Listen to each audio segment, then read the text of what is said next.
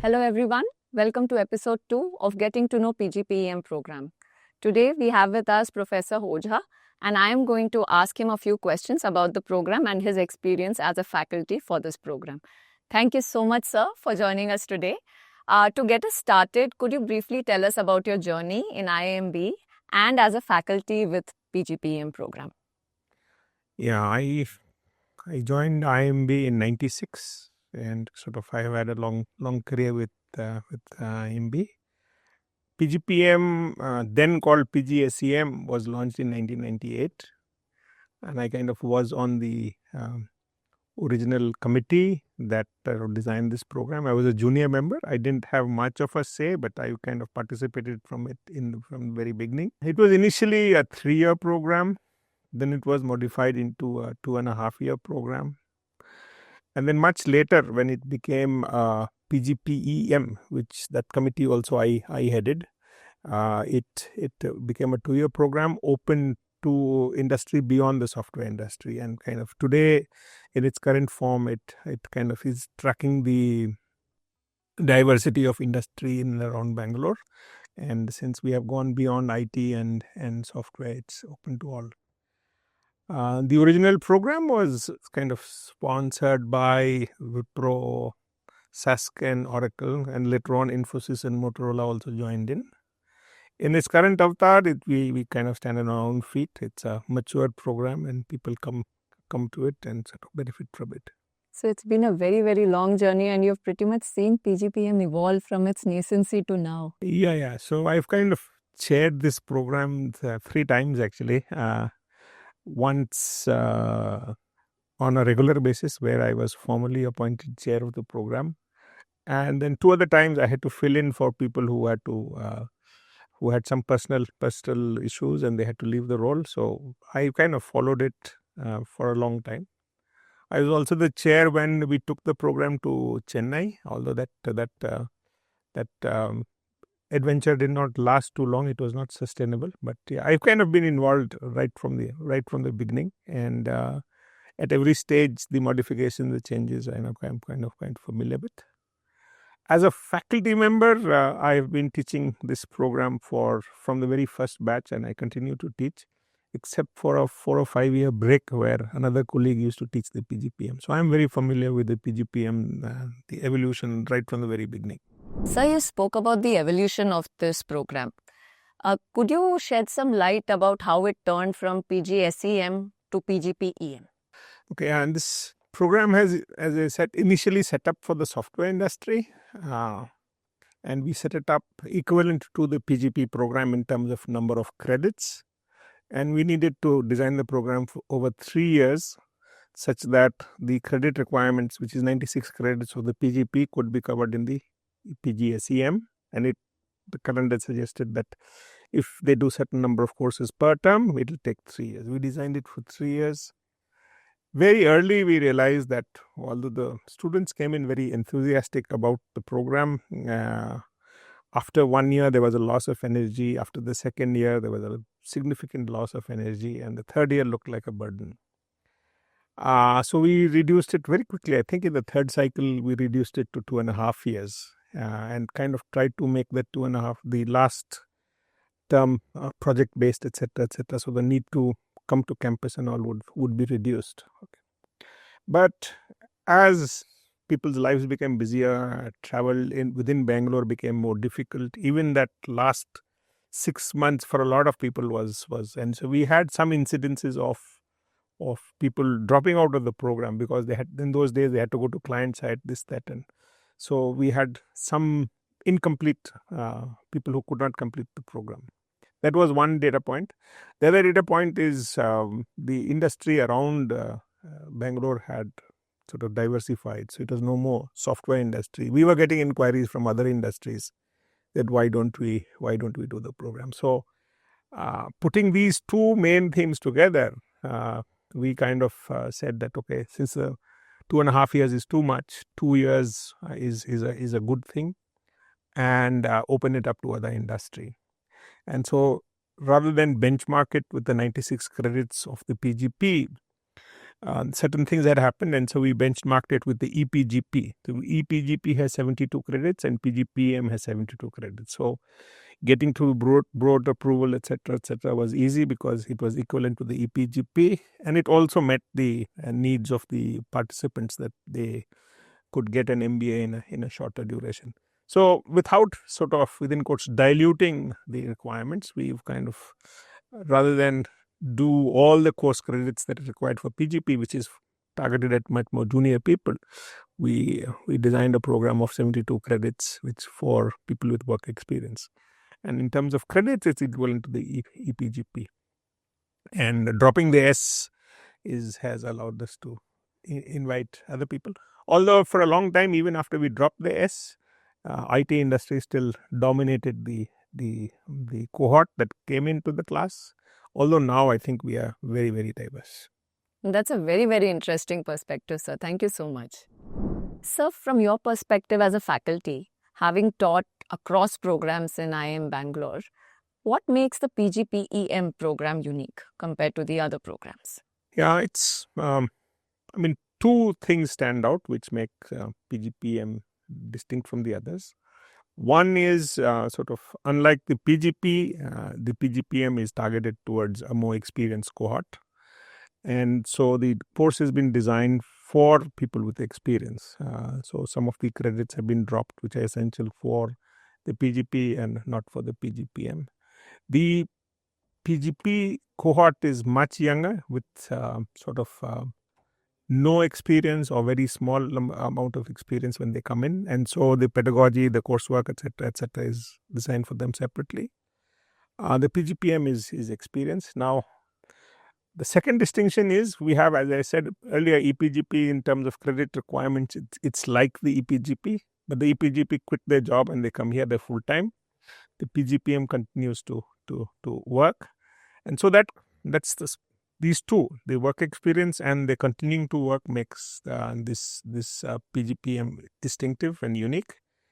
And since people are working in their jobs, they kind of relate to whatever is taught directly to their own farm, to their roles, and on some dimensions, the learning experience is better than in the other programs. And for me individually, I think I enjoy teaching the PGPEM because of this fact that I teach speaking to a more mature audience with work experience. Some of the issues I talk about, I have challenges getting the PGP to accept what I am saying because they don't have the real life work experience or the organizational experience. And so the EPGP are okay, but EPGP, as it has worked out, the EPGP are slightly junior to you. So they are on average 7 to 8 years work experience. In the PGPM, it goes up to 13, 14 on average. Some are more experienced than that. People speak in the class from more experience, and as a faculty member, it's always enjoyable to learn from what is happening in the industry. So that's why I like teaching the PGPM. I also enjoy teaching the EPGP, and the PGP. I mean, I don't teach. In the last few years, I've not been teaching the PGP. So from my experience as a student also, I can say that the discussions are what adds value to us as students as well. And we get different perspectives from different students, and that really adds a lot of flavor to the class. In some sense, the discussion is important. In the PGP, the instructor has to lead the discussion. In the PGPM, there's so much experience to share that we just kind of play more of the facilitator role, and the discussion happens. And sometimes you have to stop us from carrying on the class participation. So way beyond. Thank you, sir. That all programs share that one. So this program has working professionals. How is the design of the program enabling these professionals to balance the various time demands that they have? Personal, professional, studies, case studies, all of that. What do you think? So from the very beginning, when we designed the PGPM program, we knew we were going to have working professionals, and and we knew that the age group that we were going to target would have work, would have school if they got admitted, and they would have had family to balance. So we were very conscious So the original program actually was offered on Friday mornings and Saturday, because at that time Friday evenings used to be for a lot of sort of companies catering to the US. It would be meeting time, etc., etc. They couldn't come for classes, so they would come Friday morning and go back to work in the afternoon and be late. And we consciously left Sunday open because you could prepare for your cases, etc., etc., spend time with family. And I've heard discussions that, why don't we have classes on Sunday? I personally am opposed to that, because if you look into the age group of the people, they not only have spouse, they have children, and it's over 2 years. If you are not able to spare time for them, it's not, for us, it's not acceptable. And so we are very conscious. So when in the initial years, when we had this program, we didn't even have an attendance requirement for the PGPM. We thought, again, mature people, sometimes they would have pressures from work, so they will not come to class. Sometimes they will have pressures from families, so they will not come to class, and so. And I think they were mature people, but ironically, they came back and said, please, like the other programs, put in attendance requirements so that we can negotiate with our boss that we have to attend these classes, otherwise, okay. And so the bosses kind of otherwise would have said, no, the client's job is more important, or the project is more important, and okay, skip class today and go the next day. But for a lot of them, it was perpetual negotiations that, okay, I have to go to class rather than do the job. And so when we made attendance compulsory, it became easier for our students to tell the bosses that, listen, attendance is compulsory. You have kind of sponsored me or approved my joining this program. If you don't allow me to attend classes, so I think it's not that they themselves didn't want to attend classes. It made them easier to negotiate with the boss that we can come to class. And so in some sense, that also brings parity with other programs. And it has helped the participants attend classes better. Yeah. So what about from your perspective as an instructor?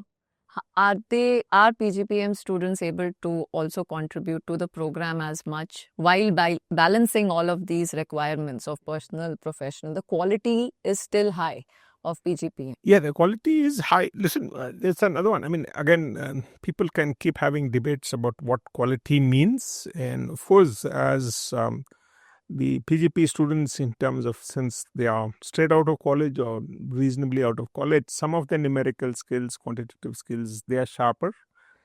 And yet, for preparing leaders for the future, I think the PGPM participants bring in the right qualities that will prepare them for a leader.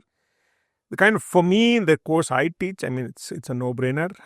The PGPM classes, the discussions are much richer, better, and learning is much better. Some of the statistics courses or whatever else it is, I think since people have been away from some of these things for a long time, it's a little rusty.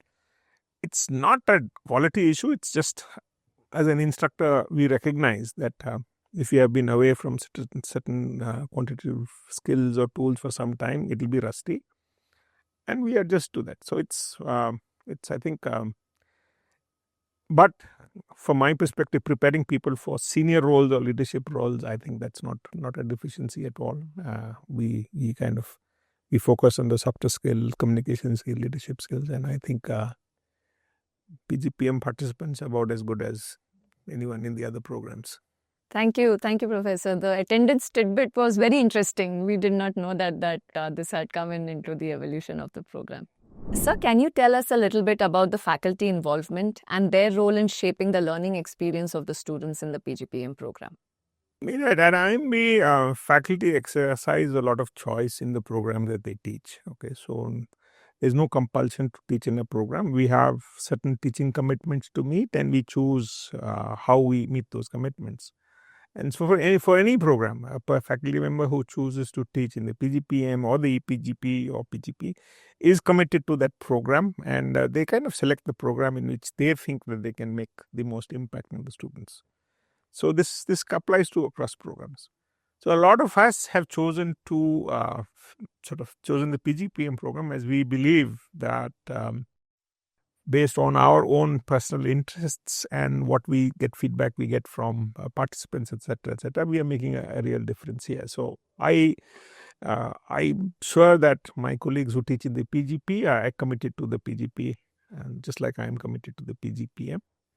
And so we kind of invest a lot more in trying to pick up reading materials, cases, discussions that are relevant to this audience. And so in my current thinking, we kind of try to understand what is happening in the industry from the participants and design topics and things etc. to cater to these needs. So all of us who continue to teach with our respective programs, we kind of fine tune the requirements for this course. So in sense, so a lot of us who are committed to the PGPM, I think we spend a lot of time tailoring our requirements for the PGPM, and I believe that the students benefit from that, and I get what I would say positive feedback which says I'm on the right track. Yeah. Definitely, sir. I think the case studies and very relevant ones. And since we belong to a lot of those industries where the case studies are being picked up, we also learn a lot from our colleagues in the classroom. We may not have had the idea of that industry before, but we get an idea once you bring out that case study and we get those opinions from our classmates. So I think there is a lot of value addition in the case-based teaching that you incorporate. Coming to the next question, sir, this is around career. How does the PGPEM make our participants more valuable to their organizations? Again, this goes back to how we designed it, and I think it remains true. We designed the program starting with the PGSEM because as the industry grew and there was a requirement for managerial roles, when companies tried to hire people from outside the IT and software industry and get them managers here, those guys failed miserably because they didn't understand the industry. And when they tried to promote people from inside the industry into these managerial roles, a lack of management education sort of didn't help. And so they chose this path. That's why I mentioned the companies that sponsored the program and supported us in launching it. They thought it was better to take somebody who is familiar with the firm, familiar with the industry, and then give them management education. The other option of picking up somebody with management education and getting them to learn the industry and learn the sort of firm requirements at a senior level is difficult. At the junior level, it is easier.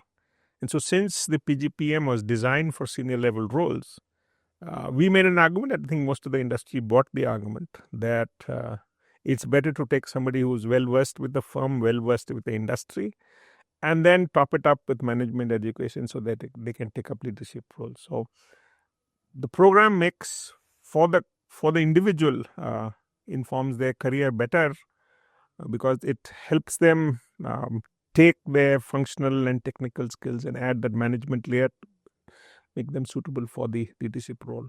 Oftentimes, people can come in sort of parachuted with an MBA at a senior level, and it takes them a lot of time to understand the industry. And so this is, in our opinion, that's behind the design is better. So you take somebody who's good at their job and add a management layer, and they'll make better leaders than the other way around. Sir, coming to the admission and eligibility, from your perspective, what kind of candidates should actually apply for this program? Just going back to senior roles, there are some people who enjoy their functional or technical role and they really want to make a career in that. And my advice to them is don't apply to the PGPM if that's what you want to do. Now, even in India, lots of purely technical and functional roles, right up to senior roles, are available, and you should pursue that. Unless you are genuinely interested in leadership and managerial roles, this program is not suitable for you. Sometimes, depending on your firm, you might see that there's glamour associated with a managerial role, and if only the glamour is bringing into the program, then you're coming to the wrong program. So at some stage, you should feel that you have done what you could do, whatever satisfaction from your functional technical role, and then you think you can make a difference to your career, to your organization by getting into these managerial roles where you can build on your technical functional skills and do things better. That's the person who should look for the PGPM. And I think with a lot of confidence, I say we make a lot of difference. People have benefited from that. However, some people who kind of deep inside, they remain technical and they just want a label of an MBA and they expect improvements in their career. I think we have not been successful with that, and I would even discourage them from kind of trying to apply to this program. It's not meant for everyone. If you really are serious about leadership and managerial roles, I think we have a lot to offer. This program has a lot to offer. And yet, if you're just looking for a label against your name, I think this program probably will not benefit such candidates. So essentially, the candidates have to ask themselves this question. Yeah. Do I want to be a manager? Do I want to be a leader? And I've already achieved what I can in my technical functional role. And I can make that switch once I come in. Some people just come with a glamour that because, these managerial roles, the leadership roles, they hog a lot of limelight. I also want that limelight. You have to reflect whether that's sufficient reason for you to get into that role. If you really enjoy your technical role, really enjoy your functional role, please do it. And but if you want the managerial role, and it's not as managerial role is also not as easy and simple as the public occasion suggests. It's quite a tough job, and it's better to do research and find out whether I want to be in that role rather than jump into it because of glamour. Especially at this intersection, the age group which comes to the PGPM program. It is a decision which is going to... Serious decision, It's a serious... The whatever 20-25 years left in the service is usually that midpoint when people consider the PGPM program. Thank you, sir. I think that's a very interesting perspective which people would reflect on. Sure, hopefully, So coming to the community and experience aspect, networking is often cited as one of the most important reasons for pursuing an MBA. So the way the PGPEM program is designed as a model of community building, what do you think? Does it help the participants form stronger bond, form connections, or help them network? I think amongst the programs, the degree program that we offer, and the PGPM is the most suited for the networking. People already working in certain places, they invite some of the senior managers to do talks here or participate in events. So in some sense, it's very easy to build in these networks through the multiple events that the PGPM students offer. However, some investments has to be made by the students themselves to participate in organizing these events, to attend them, etc., etc. And so I can see a clear split. Some of the students who invest a lot in these outside class activities, meet with leaders, discuss with them, sort of host these panel discussions, etc., etc. They build networks which stay with them for long. Some others who are much, much more passive, and if I put it nastily, just attend classes and go back to work or home immediately after the classes, they don't really get the benefits of these networking. And so it's not for all. Yes, classroom activity is important, but if you want to benefit from these non-classroom activities, you have to create space for that and invest in that, and then you get the benefits. So yes, the PGPM program offers those opportunities, but it's up to the participant to kind of participate in them and get the benefits. It's not an automatic benefit. Yeah, the trade-offs are always there. You are investing 2 years. So if you take out time to take this extra step of leveraging these opportunities. And the benefits are long-term. If you start doing very transactional, that what is the benefit for me in the next 6 months, 8 months, is it worth making a network? You'll probably shy away from participating in a network. But I think these are long-term investments. And of course, you'll become part of the IIMB alumni network, which is there. But again, in a network, you just can't approach anybody with whom you have not invested some in the relationship. And this is an opportunity to do that. This has been a very, very insightful discussion, sir. And we are coming to the final question of this interview. Do you have any message to professionals who are watching this? I think we are living in interesting times. You can see the industry in the near future is going to be very different from what we have seen. There are changes in technology, AI in particular, geopolitics, in kind of establishing a new economic order. We can look at India because of this. There's a lot of emphasis in growing certain industries in India and sort of restructuring supply chains, etc., etc. So there's a lot of sort of operational level, technical level changes that are going to happen, but they're going to be associated with a lot of changes that human beings will have to make, or people will have to make in the kind of roles that they perform, the change management. So it's going to be tumultuous times in the near future. And I would think, but putting it in a very narrow sense, people with just functional or technical skills will find it very difficult to navigate this new situation. And so if they come and do this PGPEM course, they will get exposed to issues that they should grapple with as we go along. So I think it's I think we are well positioned for mid-career or senior professionals who want to get into the leadership roles and prepare them for the world that they're going to face. Will we have all the answers? Probably not, but I think we have sufficient expertise to prepare them for the emerging situation. So they'll be better off than others who, hopefully not, but I in my perspective, a lot of people will kind of face difficult times or suffer during this transition. If you do this course, I think you'll not only manage your own career better, you will manage your team and your organization's transitions much better. Okay. Thank you so much, sir. From learning designing organizations in class, I felt like a mini DO lesson here as well. All the designing of the program, everything. Thank you so much for your insightful thoughts. Thank you everyone for joining us. Professor Ojha had joined us and he was telling us a lot about the PGPEM program.